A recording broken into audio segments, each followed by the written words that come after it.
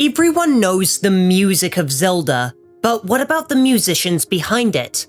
The characters whose songs aren't just catchy, they shape the destiny of Hyrule itself.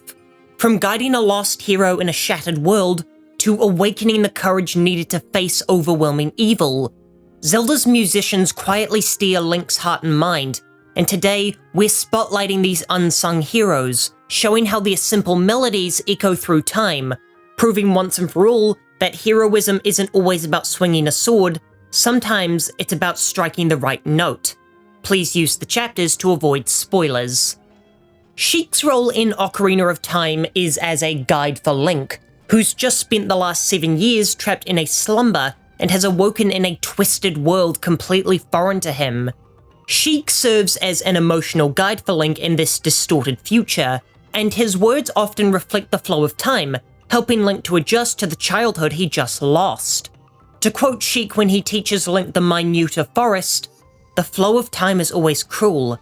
A thing that doesn't change with time is a memory of younger days." Since Sheik knows the secret behind Link's slumber, he's able to delicately guide this child in this strange new world, providing ease for the hellish situation Link finds himself in. In fact, with every song Sheik teaches, he also bestows therapeutic words for Link, subtly teasing his identity as the only other person who knew about Link's quest. In a way, Sheik is helping Link to mature by imparting the valuable life lessons that Link missed out on whilst trapped in stasis, helping to catch his emotional state up with his body, ensuring that he's mentally sound enough to become the hero of time. Rather than commanding Link on where to go and what to do, he encourages introspection for him, so that Link can learn the compassion and gain the emotional fortitude necessary to succeed on his quest. By the time Sheik's identity is revealed and she's captured, Link has gained the wisdom that Sheik tried to impart. Through his quest, he gained power to defeat Ganondorf, and he was born with the courage to undertake this quest, in turn completing the Triforce and allowing him to banish Ganon and liberate the land of Hyrule, showing that Sheik's music was just as necessary to saving the kingdom as the Master Sword itself. While Sheik was a direct source of inspiration for Link, our next minstrel was more passive in his influence. Kass inherited his teacher's mission to help the hero of the wild through song when he returned to the land of Hyrule. Where one might expect someone to fulfill this legacy through inspirational fanfare meant to reinvigorate the hero's fighting spirit, Kass instead pursues his goal with a gentle devotion, waiting at various spots around the world to assist Link when he's in search of more power. Each of Kass's ballads contains a secret to unlock shrines or other historical information. By listening to these verses, Link is guided towards more strength he needs in the eventual battle against the Calamity. But the lyrics of his music serve as riddles for Link to solve, which reinforces the creative problem-solving that Breath of the Wild encourages. By finding your own interpretation of his limericks, you're able to find your own unique solutions to uncover the buried mysteries hidden around Hyrule. But in-universe, Kass also teaches Link these skills which will be essential in conquering the divine beasts, as they require unorthodox thinking in order to reach their terminals. But the most likely first meeting with Kass will be at the stables, where his melody serves as his life's goal to relay the song of the hero to Link upon his return.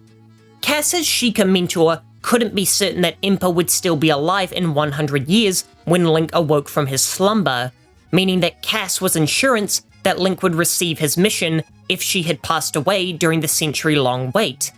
I actually think it would have been an interesting experience to begin the game without meeting the king or Impa and simply aimlessly wandering around a contextless world until the player decided to speak to Kass and sending them on their journey. Though while his primary goal of informing the hero of the wilds of his mission was unnecessary, there's another goal that only Kass can fulfill.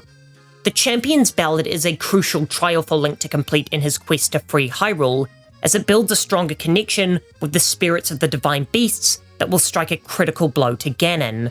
And the song sung by the Rito unearths those hidden memories of Link and his closest allies, giving him closure to the friends he lost a century prior. Kass's melodies are never so direct as to give Link the answers to his problems, but they inspire him to find his own way to solve the trials ahead of him, and help him to emotionally reconnect with his closest friends who have all passed away. making Kass the perfect passive guide for the directionless and vast world of Breath of the Wild. However, he's not the only songbird who helps Link across his journey. Medli's role as a musician is unique among the Zelda games. Where other performers are already learned in the art of wisdom to guide the hero, Medli's journey to sagely advice happens in tandem with Link's as they both mature into their destined roles. Medli is an unwavering and humble girl who takes on the responsibility of being Valu's attendant with grace, despite how perilous that role can be. Yet, when she learns that she's the descendant of the Earth Sage and has to journey with Link to the temple in order to awaken her powers, she's fearful that she can't rise to the occasion, yet she still accepts her role with grace, despite how she knows that this means not returning to Kamali or her family. When in the temple, Medli has to work with Link in order to solve the dungeon's puzzles through playing the Earth God's lyric in duet with him. When Zelda uses an NPC who isn't a companion during gameplay, it's to show how that person is growing through this experience alongside Link, such as Ruto in Ocarina of Time or the champion's descendants in Tears of the Kingdom. Through facing the ancient trials and tribulations together, both Link and Medli gain the experience from the dungeon and progress more towards their destiny. When Medli reaches her destiny at the temple's end and lays her ancestor to rest, she devotes herself to prayer in the temple while Link continues on his quest. In the same way Medli acted as a guide to Kamali for so many years, she now inspires Link to face the dangers lying ahead of him as she gives up her freedom in order to pray. Now, most of this can also apply to the other sage in Wind Waker, Makar, but I decided not to include him based on the fact you only just remembered his name.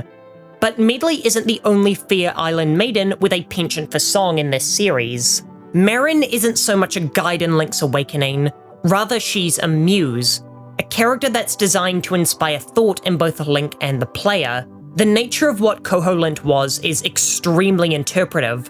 What was part of the Windfish and what was part of the Nightmare? I believe that Marin was a creation of neither the Windfish or the Nightmare, and I believe that she's a concept created by Link. She bears a striking resemblance to the Zelda from A Link to the Past, and her guidance and motivation seems similar to the princess's.